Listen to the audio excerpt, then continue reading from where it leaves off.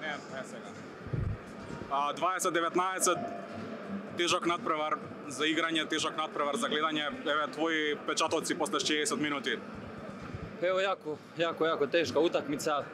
Sam je pokazao koliko je obrambeno bilo jako dobro. Rezultat 20:19, što govori da se jako dobro defanziva igrala. Mislim da smo sami krivi, mislim, ne znam, mogu reći da smo zaslužili bar bod, ali u napadu smo dosta griješili i to nas je koštalo i Vardar pobjedio.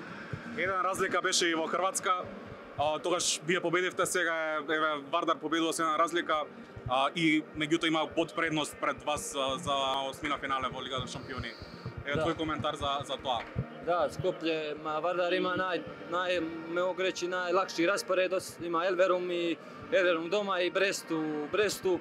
Mi imamo jako teška raketa, imamo Kiel kući i još u Alborgu gostima, jako teško, mislim, biće jako teško, ali ako smo mogli svega da dobiti, mislim da ne smijemo se odustati, da ne možemo pobediti Kiela ili Alborga, moramo sve dati od sebe i idemo dalje.